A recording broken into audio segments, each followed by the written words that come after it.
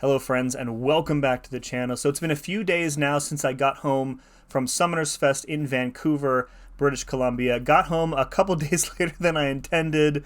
I talked about that a little bit on Twitter. I won't get into that here. But when I was at Summonerfest, just sitting down watching stuff, Kabam Crashed approached me and he gave me a promo code for a Titan crystal that was actually taped to a paper plate. And you see in this picture, I actually just tore up the plate and put the promo code in my wallet. But put this announcement out on the channel a few days ago saying that I was going to give the Titan crystal away. And if you wanted to enter, you could comment on that post with who you wanted out of it and then a question for me. One of the things I really wanted to do since I got home was kind of create like a reaction video talking about my experience at Summoners Fest. And I wanted to incorporate a lot of questions from people who weren't able to attend. There were about 350 people-ish there. A lot more people in the community, of course, who weren't able to attend. And I wanted to make sure that, you guys kind of felt like you were there in spirit at least and answer any questions that you might have about it. So I'm going to spend some amount of time here reading through as many questions as I can get through without making the video like 3 hours long. And then at the end of the video, I will go ahead and pick a random commenter to win the Titan Crystal, and then I'll get in contact with that person privately and send you the promo code. All right, let's start with this one here from Cristobal. There are a lot of questions about Ascension for 7 stars. So I'll just kind of give Mike my overall thoughts on it. I think that this is the correct approach for the game right now. They actually told us in the CCPA a couple months ago that they were planning on doing this and that there were going to be no plans for introducing 8 stars at any point in the foreseeable future. And I think this is the right approach. I think with Ascension for 7 stars, you really you lose that like whiplash effect that you get when they would normally introduce a new rarity. So you think for an 8 stars, you're basically resetting your roster entirely. You introduce a new rarity and then you have no champs of that rarity. You are collecting your favorite champs all over again. You are trying to get dupes for the champs that need duped all over again. You are trying to sig up the champs that need max or high sig all over again.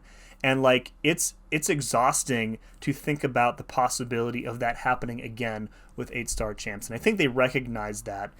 So 7-star Ascension I think is going to be good. I also think that with how many levels of Ascension that they're introducing, which is 11, totally random number by the way, like who sat down and said we want 11 numbers of Ascension? That sounds good. But I think that allows them to kind of really take smaller steps in the increases to like the base stats and the challenger rating. And again, compare that to something like a new rarity where you're getting a big jump from a 7-star to a whole new rarity where the challenger rating and the base stats are all going to be inflated by quite a bit. And this way, you can move up to Ascension level 1, Ascension level 2, and I don't think there's going to be as huge of a difference when you're fighting these champs or fighting with these champs as there would be if you were fighting like 8 stars. So I am cautiously optimistic about this.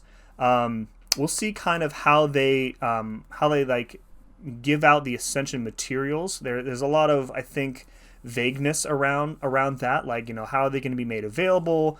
The materials that you're going to need to get the crystals that drop this stuff and whatnot. So kind of wait and see on that. But I do think, broader picture, I think that 7-star Ascension is the correct move for a game that it's about to turn 11 years old. Okay, next up, this is a question from Willie. I'd like to see more on the dev Q&A. I hear creators talking about it, but I actually haven't seen much of it. So there were a few sessions with the developers, Q&A sessions, where you could go in, you could submit questions, and there were like a group of 4 or 5 devs sitting at the front of the room, and they were just kind of answering the questions live. I did not attend these Q&A sessions because there was limited space, and frankly, I have, a lot of good access to the devs every day, and I didn't want to take a spot away from somebody who had never been able to interact with them, and I didn't want to force somebody to miss their chance to interact with the devs. So I specifically chose not to attend the dev Q&A sessions. However, they were recorded, and I believe that the plan is to release those Q&A sessions in their entirety on YouTube at some point. I don't know the plans for that, the timeline for that, but I know that they were being recorded. So I do think that you'll be able to see all of those Q&A sessions in their entirety before long. Again, no idea what the timeline for that is going to look like. Here's a question from Kevin. Were you able to attend in 2023? If so, how was the experience compared to 2 years ago?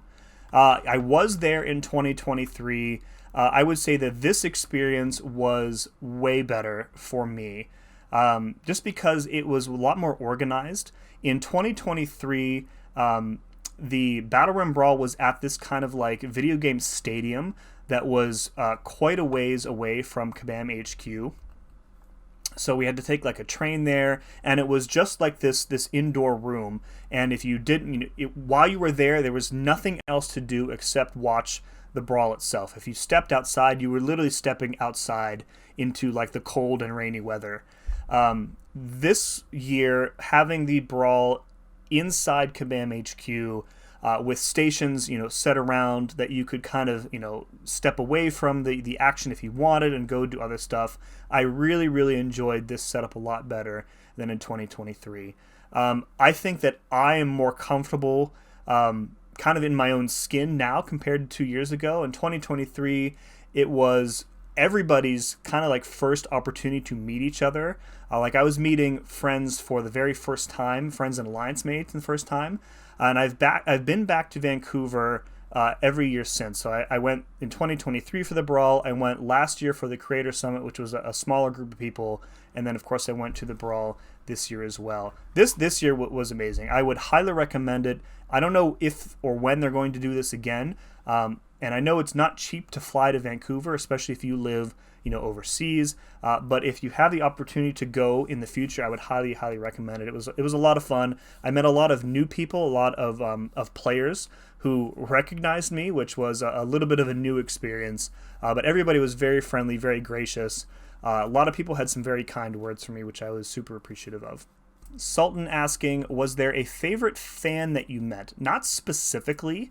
There was a specific viewer there that I was looking forward to meeting because I knew he was going to be there, and that is Sanskrit, who has become a fixture in my streams. He's from Australia, and prior to Summoners Fest, he was taking a trip across Canada. So I think he flew to Toronto or Montreal, and then he straight up drove west all the way across Canada, ending up at Vancouver for the Summoners Fest. And then he was taking a trip, I think, to London, maybe Paris after that. So again, Sans is a person that there is basically no chance that I ever would have been able to meet if not for an event like this. So something like that was really cool. Really cool to meet him. We chatted at length on a couple of nights, shared some drinks together. So yeah, Sanskrit, really enjoyed meeting him. There were a bunch of other fans that asked to take pictures with me. That was a new experience.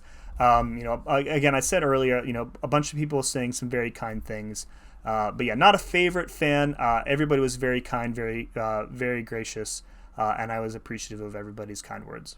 All right, Needles Kane asking, my biggest concern is the Ascension for a 7-star going to become a big problem for free-to-play players, especially in Battlegrounds. Are they rolling it out slowly? The answer to this is yes. So they talked about this briefly. So even though all new champs starting from this month with Spider-Man and Lizard are going to have Ascension available when Ascension launches next year sometime, the initial pool of champions, not new featured champions who will have Ascension enabled, will be smaller, and that is how they're going to roll those out in batches, very similarly to how they worked like the 7-star base pool. So remember when 7 stars came out, they had a pool of like, I don't remember what it was, like 24 or 30 champions or whatever, and you could only pull those champions from the base pool, and then they would slowly add to that, and now base pool is almost full at this point. I think they're going to take a similar approach with Ascension. That accomplishes a couple things. First off, it makes it easier for people who are early adopters of Ascension to get the characters ascended that they want ascended. And the second thing is that it allows the game team to more tightly control like really good champs from getting ascended too quickly, because if you just open it up to all 350 champions, the only people who are going to get ascended are like the game breaking champs, your Onslaughts, your Serpents, etc., etc. Kind of piecemealing like this in batches, I think is probably the right approach. Again, not a lot of details on like how you're going to find and get the Ascension materials, whether it's going to be like challenge content or if it's just going to be added to like base pool stuff where you pull the base pool version of a champion and you also get their Ascension materials. I'm not totally clear on that, but they are intentionally rolling them out in waves, similarly to how they do champs in a new rarity. Are the Stellar champs going to take as long as the Deathless champs took to get? I think the answer to that is yes.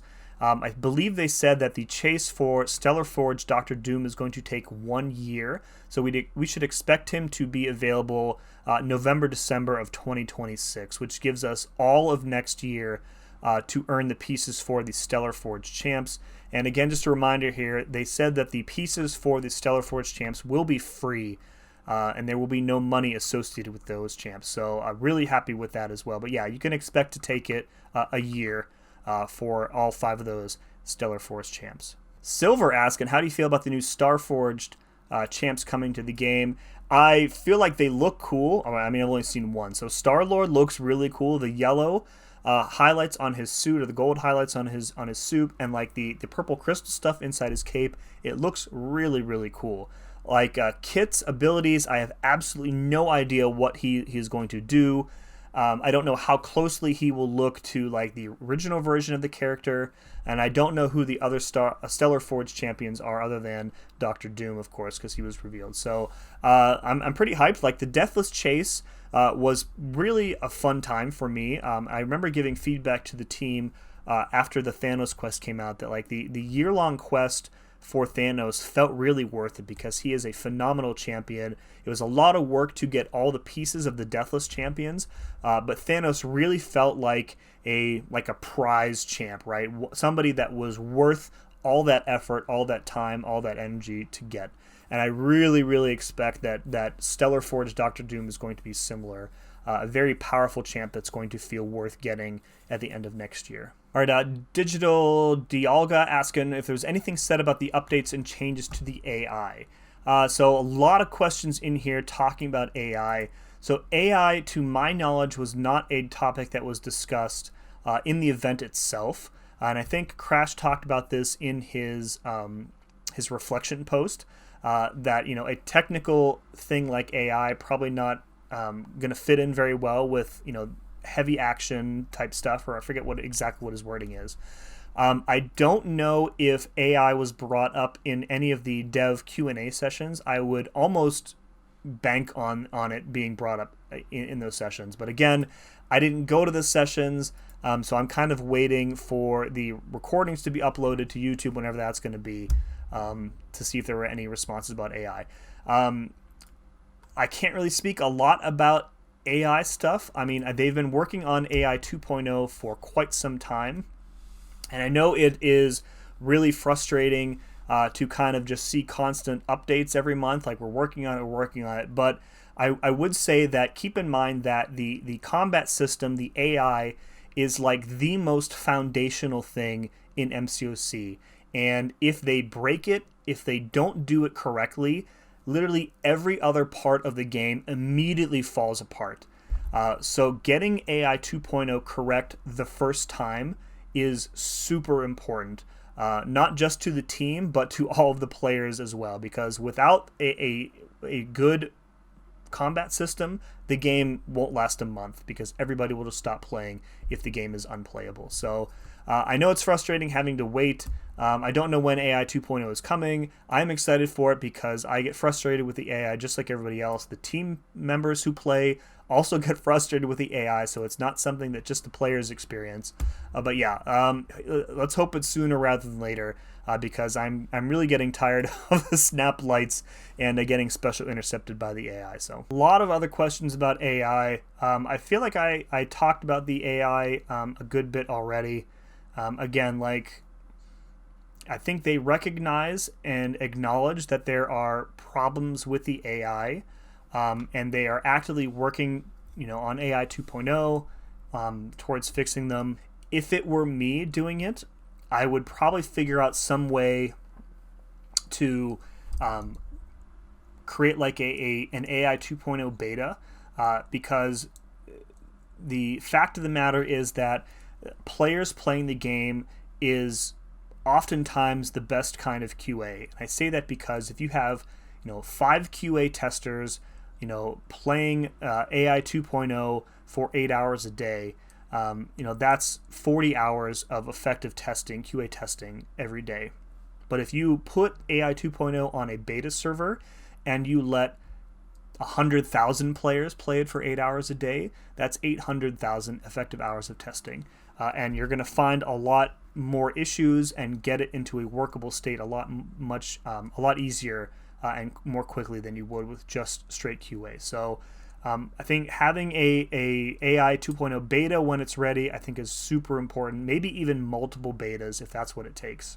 I feel like it's worth mentioning again, like ripping apart and replacing like the most critical part of MCOC is going to take time. Yeah, and I know some people have discussed like why haven't they gone out and like hired an external team to do it for them? And I feel like that kind of suggestion sounds good in theory, but in practice is like really unrealistic and doesn't solve the problem. Like for example, if Kabam went out to like NetherRealm, which does Mortal Kombat, and they said, give us your 2 best combat fight system designers. We'll borrow them for a month to help fix our AI. And you bring them in and you say, okay, here is our 11-year-old combat system. It is proprietary. We built it from the ground up. It looks probably nothing like what you have at NetherRealm, but the community is expecting you to come up with a fix for this in 4 weeks. Have fun. Just like think of like how long it would take a team of people like that to even like learn the system in the first place. It would probably take them longer than just that month. So like the idea that that they could bring in like an external team and it would magically fix the AI faster, I think is just unrealistic for me. So the best people to fix the AI are the people who know the system, and that's the people that they have there. And again, it's taking a long time. It sucks that it's taking a long time, but I think you just have to be as patient as possible. So, okay, Weapon Eye asking best prize you received from the prize wheel. That's a good question. So when you showed up at Kabam HQ the morning of the first day, you got one of these cards here. And don't try and steal these codes because I've already redeemed them. They're not going to work. The card had 6 spots on here, and you get stamps on the various stations around Kabam HQ, and each stamp gets you a spin on the prize wheel. So I got six spins in total. So my prizes were 3,000 units, which is pretty good. A 7-star StatCast relic crystal, which I think ended up being a new relic for me, which is fine. A 6-star relic rank up gem to rank 2 to rank 3, which was very good for prestige. A 7-star Awakening Gem Crystal. I ended up pulling a Mystic Gem from that one, which I'm going to use for Absorbing Man from the Banquet event. A 7-star 2 to 3 rank up gem, a generic one. That's pretty good. I think the highlight for me, the best prize, was a 7-star rank 4 gem crystal, and I ended up pulling a Mystic rank 4 gem out of that. So again, got lucky with double Mystic. So when Absorbing Man comes around from the Banquet event next month, he will get awakened and taken up to rank 4, and I'm really looking forward to that. So 7-star rank 4 gem was definitely my best prize. All right, Tobias asking, what content discussed are you most looking forward to in 2026? Definitely the Coliseum, by far. And I really like that they talked about having both an Alliance Coliseum and like a solo Coliseum. Talking about Alliance Coliseum for a moment, I remember way back when they introduced or were about to introduce raids, and they talked about wanting to kind of scale back the monotony of AQ, and they envisioned a point in time where you could have AQ only running like 1 week out of the month instead of 4 or 5 weeks out of the month, and the rest of the month you would be running like alternate Alliance modes. So raids is kind of started the ball rolling on that. You rerun AQ 3 weeks out of the month, and then we have a raid week. This is kind of like the next step with that. So now we might have just 2 weeks of AQ, 1 raid week, 1 Coliseum week.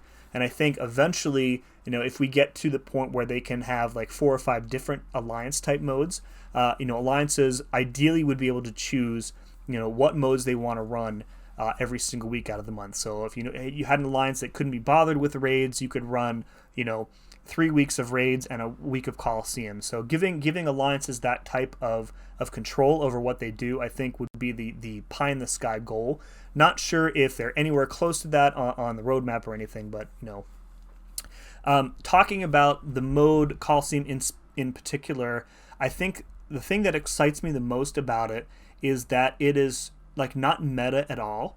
And myself and lots of other creators and players, for that matter, have been asking Kabam for quite a while to introduce some sort of mode that really respects the breadth of people's rosters. Because, you talk about a mode like Battlegrounds, you talk about Alliance War, you really need to be using like meta champs in these modes. Because if you're not using, specific counters to the toxic defenders, you're going to have a really bad time. You need specific utility in champions for the Alliance War map, but in a mode like Coliseum, where you're just given a big defender with an endless health pool, and you can choose anybody that you have in your roster and to try and get the highest score possible on that defender. And that's really, really appealing to me.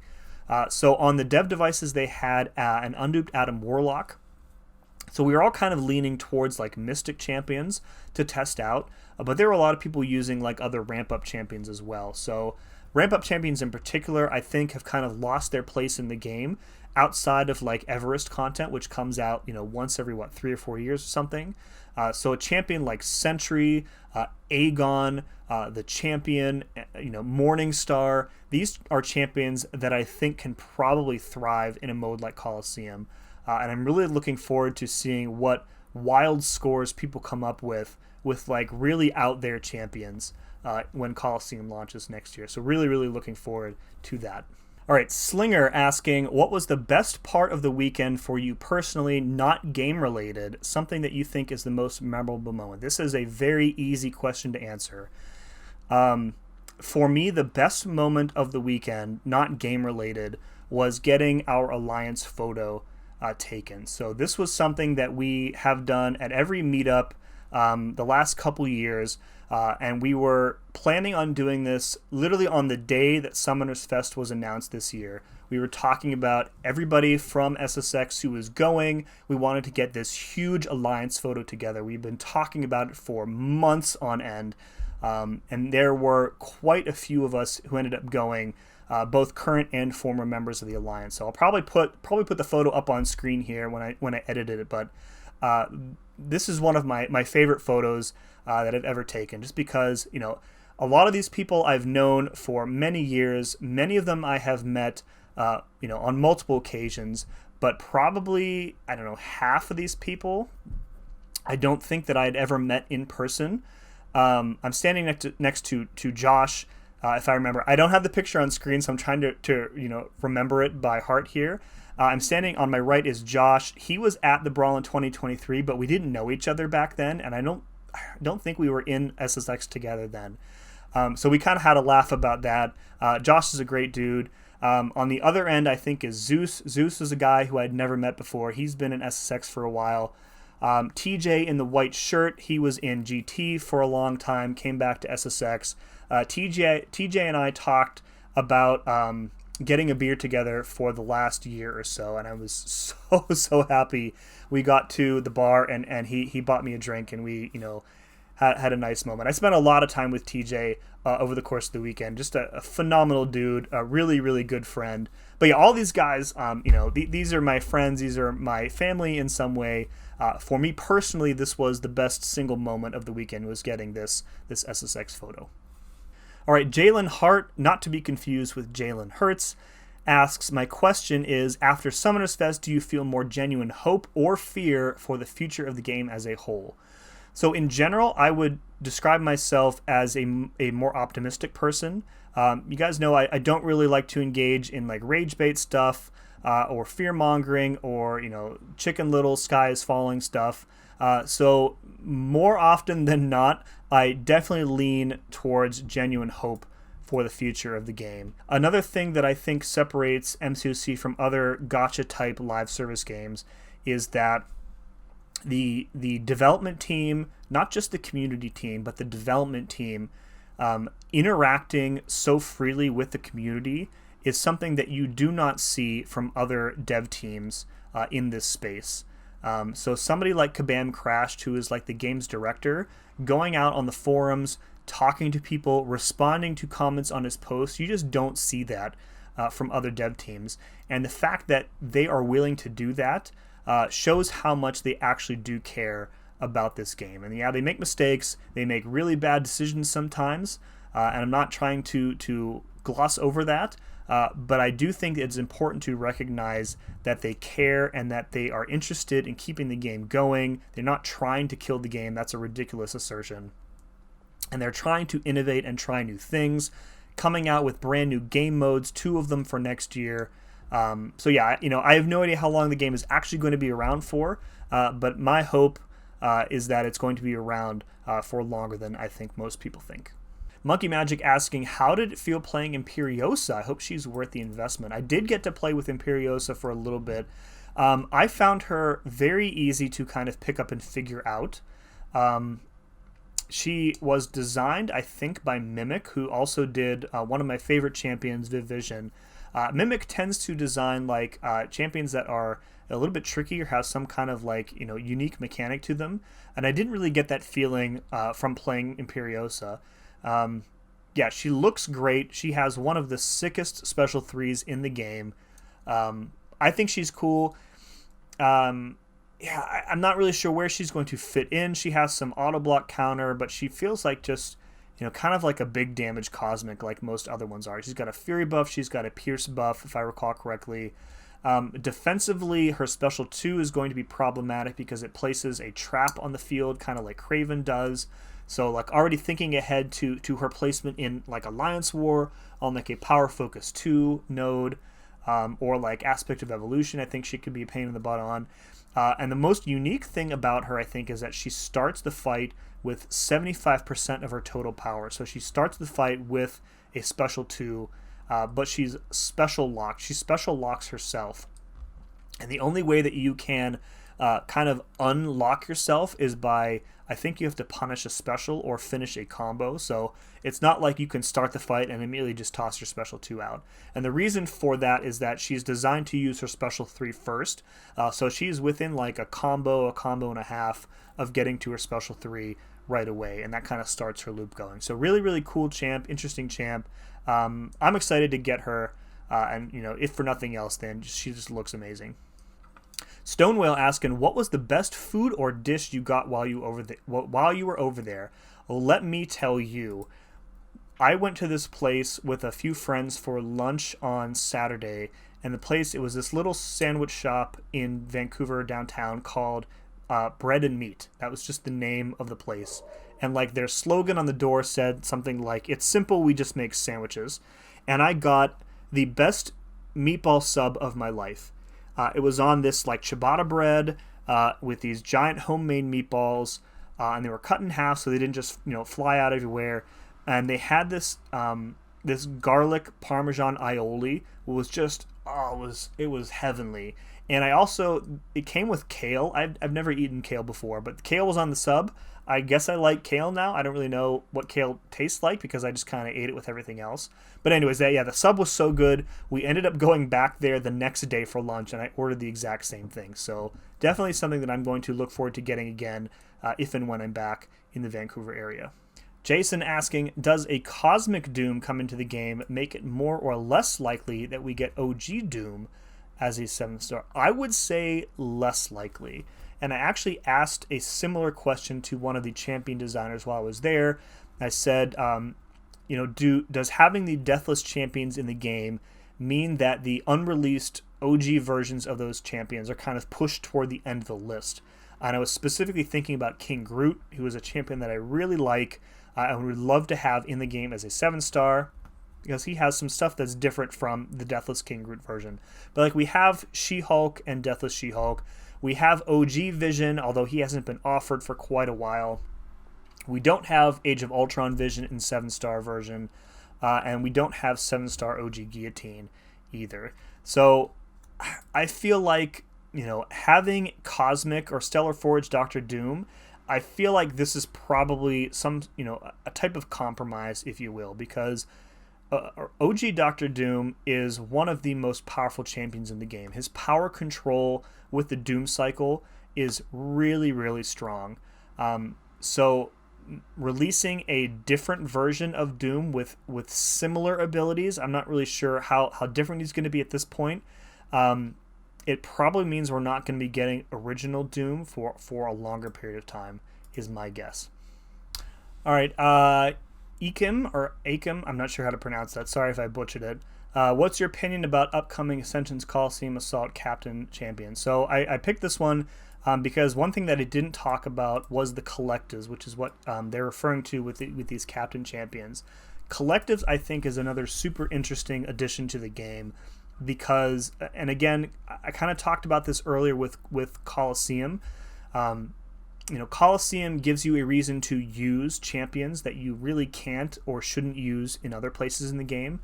Collectives is what's going to give you a reason to rank up those types of champions. So if you have a collective of science champions and you've only got the 2 or 3 most meta science attackers ranked up, now you suddenly have a reason to rank up science champions that you might not otherwise have looked at, specifically to get your collective ranked up and increase the power level of all those champions in that collective. So pretty excited about that, to be honest. Again, a reason to rank up other champions other than the meta champions, I think, is really, really good. The other ones we kind of talked to already. I talked about Ascension, talked about Coliseum, talked about the Fortress Assault a little bit as well. E.T. Jama asking, what was your favorite interaction of the weekend? Anyone you especially enjoyed meeting, maybe for the first time? Yes. Like I said earlier, there are a bunch of people that I have, played the game with and have, been in line chats and Discord chats with for many years and never got a chance to meet, that I got to meet for the first time. So I mentioned TJ specifically. I was very excited to meet him. Another guy that I was excited to meet was a guy named MP Blaze, and he was in the SSX photo. He was in SSX for a long time, not currently in it, although we were trying to convince him to come back. He was, I think, in that photo. Again, I'm trying to remember it. I think he was in the front row of that photo, down on one knee. Such a nice guy, a very talented, a very smart player, and he would be a huge benefit to us if we could get him to come back. But yeah, I really enjoyed, especially meeting all of my my current and former alliance mates that I hadn't gotten to meet yet. So TJ and MP Blaze are definitely up there in that list. Zach Rossi asking, was there any content creator or Kabam member that you met that made you a bit starstruck? Honestly, no. Just because I interact with so many of the Kabam team every day in like the CCP Discord, and I've met most of them in person several times over the past 3 years, including this year. So not really. And like, again, I'm kind of on very good terms, friendly terms even with pretty much every other content creator that has shown up to one of these things. I would say that in 2023 when I went, I did have a moment where we were at the bar one night, and I saw like Brian and Seaton talking to each other, and they were just having like a normal private conversation. And I remember not feeling starstruck, but feeling like I was kind of struck just by how like normal it was. Like, these are just normal people having like normal conversations about a video game that we all like together. Nobody's talking about their sub counts or anything. Nobody is, there wasn't really like a click or anything, or, it wasn't like a popularity contest. So everybody very, very down to earth. Yeah, so starstruck, no, but it was very cool just seeing all these people collected in one place together. Alrighty, Bramagar saying, were you able to get any new insight into champion development? If so, how does it affect your opinions regarding their recent defensive pivot? So there was a champion development session, kind of like the dev Q&A, but for similar reasons I chose not to attend. I get access to the developers pretty much on a daily basis, and I didn't want to take a spot away from somebody who doesn't get that kind of access every day. So I didn't attend the Champion Development Seminar. But I will say that my opinions regarding the recent defensive pivot haven't really changed. I think that the cadence of defenders in the last year or so has been way too fast, and more concerning, I think that the types of defenders that we've been getting have been extra difficult, just in terms of defenders these days not only require more specific counters than defenders used to, but they also come along with some sort of like unavoidable damage or chip damage.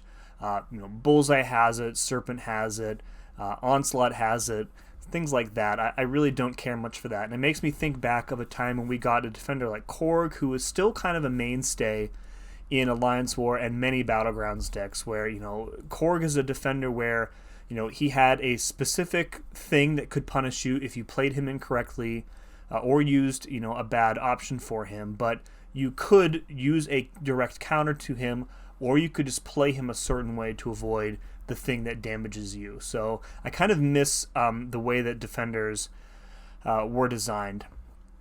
I do understand that the way that they're designing champs, you design a problem, then you design the solution. Things have always worked like that in the game. This is not something new. But I think that the strength of some of these defenders is really exacerbating that kind of system that's existed in the game for so long. Create the problem, sell the solution. I think Crashed also mentioned this defender cadence stuff in his Summoner's Fest reflection. I can't remember off the top of my head what he said. And I don't have any real insight into whether they plan on adjusting the defender cadence or not. But it's been exhausting, straight up, how many defenders that there have been in the past year. And not only like pure defenders, it seems like every champion has some sort of like defensive mechanic or gotcha in their kit. And sometimes it's small stuff, like Cassandra Nova has the thing where if you try and interrupt her heavy attack, she stuns you. And when you take little things like that and you put them in a Battlegrounds meta or on a war map, they're just magnified so much. And, all these little things just add up, and it makes every single fight just such a pain. I could probably go on and on about why, the defender cadence and the champion design focus has kind of negatively affected war, but that's probably for another video. Travis asking a very important question. From what you've seen, how great will Void be for the Coliseum? Probably as good as he is in other game modes. Coliseum was timed for us on the dev devices, but my understanding is that it will not be timed when the mode goes live. So you just go until you either die. It's really just go until you die, pretty much. So, fights with Void usually take a lot longer than many other high damage bursty champs, but he has consistent damage. He has a high health pool, so I could see him being pretty useful as long as you're okay with longer fights. US Valdog asking how many fans of your channel came up to you. The answer is more than I expected, enough that I don't remember exactly how many. I kind of lost count. So. I'm under no illusions about, how well known I am in the community, how popular my channel is, especially when I'm at an event that is also being attended by, so many very popular creators with with channels that are much larger than mine. Seaton's there, the OG, Brian Grant was there, MSD was there, Legacy's there, etc. So, I kind of went in just expecting, a few people to say, oh, hi, I like your content, thanks. It was more than a couple, and I was very humbled by the number of people who came up to me. And, I was wearing a little pin with my logo. Actually, I have it right here. This was made by Kat Murdoch. She gave it to me on day one. I pinned it to my lanyard. And I think a lot of people noticed the pin before they noticed that it was me. I guess I'm not that recognizable or whatever. A bunch of people asked for photos with me, which was really kind of cool. I appreciated that. So it was a cool experience. I've never been recognized in public before. So, being at an event like this and having somebody who I don't know who I am, it was kind of cool. So quite a few, I would say, came up to me. Sean asking, will buffed Punisher be obtainable from a different crystal after the buff or the same chance in the battle chip? So this is actually the second half of me recording this. I took like a several hour break to eat dinner and stuff. And in that time, I also asked Kabam Crashed about Punisher's availability specifically. So the idea is that the 7-star Punisher will be available as a ranked reward in the banquet event. So only like the biggest spenders will probably get the 7-star version of him. He will still be a very rare drop in the banquet crystal, so other people will get him. The 6-star version of buff Punisher will be also in the ranked rewards, but at a lower threshold. So it sounds like he might be a little bit more obtainable from this event. Post event, I don't believe there is going to be any change in his availability. I think they still want him to be kind of like a trophy champ. And if you recall, like Jessica Jones and Weapon X before her, their availability was very, very limited for quite a while after the banquet event. So I would assume that Punisher is going to be the same. I don't know if they're going to be adding a new arena crystal that will contain the 7-star. But I would expect that 6-star Punisher will still be in those arena crystals after the event is over. Shadavian asked, did you meet the CEO? If so, what did you say to him? I did. I mentioned a minute ago, I did meet the CEO, Simon. He was a very nice guy. We shared a drink together. Not literally shared a drink. We each had separate drinks and drank them at the same time. We didn't share the same drink. That would be weird, right? I introduced myself. I told him I'd been playing the game for roughly 10 years. He was so gracious, so polite, so thankful. He listened to what I had to say. When I was leaving the bar on Sunday night, he was standing there with Kabam Crashed and Kabam John and a couple of the guys. And I went to say goodbye, specifically to Crashed. He Crashed was super nice. He turned to Simon. He's like, this guy does all the guides, all the team. Watches the guides when it's our turn to do the content, and Simon just stood there and he was like, he was like doing, he was like bowing to me and he was clapping. It was awesome. He made me feel really good. Really seems like a really good dude. So I had a very positive experience meeting him. Good question from my buddy and former Alliance mate, Mr. Omega Beast here. Go sub to him, by the way, if you haven't already. Do you think Summonerfest had enough variety for every level of player to have been able to get something good out of it, or do you feel like it's more catered towards endgame or long-term players? This is a kind of an interesting question. So, from a reward standpoint, I don't think anything other than the Titan Selector, which was very poorly named, by the way, I don't think any of the rewards were progression gated other than that. So like if you spin the prize wheel, even if you're like a Paragon or a Thronebreaker, you pull a rank 4 gem or a 7-star Lizard, congratulations, that's what you get. In addition, the rewards that everybody got just for going, which included like a 7-star Awakening gem, a generic rank 4 gem, all of those were not progression gated as well. So everybody who was in attendance got those no matter what level they were at. So from a reward standpoint, something for everybody no matter what level. The second part of the question, do you feel like it's more catered towards endgame or long-term players? This is kind of tough to gauge because a player's progression level and their interest in how the sausage is made, so to speak, are not kind of the same thing. So you could have a player who is relatively new to the game attend Summoners Fest, and if they're really interested in champion design, or if they have questions for the dev Q&A that were more geared toward their level, they were actually absolutely able to ask those questions to the team. So I feel like the discussions that were being had were not at a low, at such a low level that they were kind of pushing people out of the discussion if they didn't know what was going on. And that goes back to something that Crash wrote in his reflection where, he specifically talked about they didn't want to do like an AI seminar because he felt, or they felt, I guess, that it was too technical for the event. And I you know, in terms of like a new player talking about the AI at a level that a more experienced player is familiar with, I don't think that would work. Yeah, so I would say pretty much, you know, good enough for everybody, regardless of their progression level.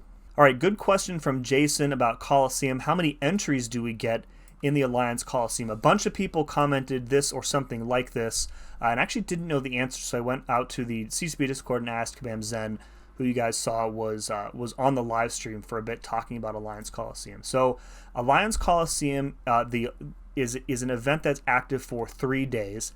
However, you get 3 of those podiums available on day 1, and then an additional podium on day 2 and day 3. So you get five total podiums. And of course, the idea is for you to get the highest score for yourself on each of those 5 podiums, and then everybody does that, and the total Alliance score is like summed up, right? So you have unlimited entries per day. So you can go in for, you know, the full 24-hour period and get the highest possible score that you can on each of those podiums on day 1. So day 1, remember, each podium has to be a different champion too. So day 1, you have a defender. Let's say it's Adam Warlock, who's what we had on the dev devices. You pick 3 different attackers, and you get the highest score with each of them on those 3 podiums. And if you're not satisfied with your score, unlimited entries to go back and try again. At the end of that 24-hour period, those 3 podiums are locked in. You move on to day 2, which has another podium, and you have to pick another unique champion separate from the first 3, and you do the same thing again. So I really, really like the unlimited entries. I'm sure they will have some sort of like initial entry cost to like activate the mode. Not really sure what that's going to be. You know, Raids has the raid tickets. Yeah, don't know what sort of entry resource it's going to be. But the unlimited entries once you're in the mode, I think, is a huge win and a really, really good decision by them. MCOC Boss asking, I noticed Taskmaster had a redesign or something at Summoners Fest. What was that? Really good eye. We noticed it as well. So I think I was standing next to Xander. And Xander noticed that Taskmaster's profile picture was different than the normal one. I didn't notice it because I can't remember the last time I intentionally played Taskmaster. And I think there was a small change or two to his model as well. So when he pointed that out, we went in and we looked at his kit on the dev device, and the kit was the same as it is now. So I talked a little bit about this in my champion prediction video, but we can kind of gather like one of 2 things here. Either they're just making some basic VFX updates, and there's precedent for that. They've updated Storm's profile picture a couple times. Some other people got their profile pictures updated too. I think Wolverine got one as well. So it could just be something simple like that, or they could be preparing to actually give him like a real buff, maybe for like a double track event in early 2026, or like a web store event or something like that. Yeah, it's kind of hard to say. Like Taskmaster, I think he's a champion who probably needs a rework, so I'm kind of leaning towards thinking that he's getting an actual buff, but I doubt that it's going to be something that's ready for like a banquet event. So I would expect him to maybe get a buff next year, early next year, sometime, but don't quote me on that one. David asking, did going to the event, speaking with Kabam employees, alter your perception of Kabam or the game in general? Not particularly. And again, I'm pretty open with the fact that I interface with a lot of Kabam employees on a daily basis. The CCB Discord, a lot of the dev team, the champion designers are really active in that Discord, and they are pretty open about stuff. I've shared feedback, positive and negative feedback with them. It's all constructive, it's all civil, it's all respectful, and they're always pretty gracious about it. Nobody ever, retaliates or anything like that. So, very professional relationship, I would say, with the Kabam team.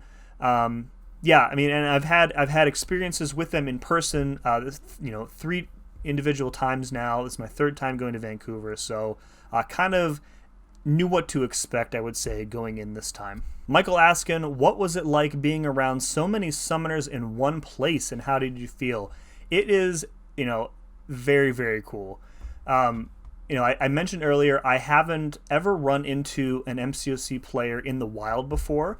There are a couple guys that I work with who do play the game and kind of know me as a content creator. But I've never just been like out randomly somewhere in public and seen somebody else playing MCOC and like introduced myself to them. So kind of being in one place and knowing that everybody else around you has a similar passion for this this mobile game is really cool, and it really lends itself to kind of like just letting yourself nerd out for a bit. If an outside observer would come in and walk through Summoners Fest and you hear these people just having like really in-depth conversations about game mechanics, the meta, defenders, counters and stuff, it probably sounds like complete gibberish to somebody who doesn't know what's going on. But like when you're in the thick of it, you're just like kind of like you stop and you look around, you take it all in, you're like, man, these are people who love the same thing that I love, and that's just a really cool experience. Hal asking, Sim, did you beat a dev at the challenge? I actually did beat the dev. I willingly played a round of Battlegrounds specifically to try and beat a dev. So the way that Beat the Dev worked, they had team members and champion designers and other folks scheduled to sit for like an hour or two or whatever it was, pretty much all day during the event.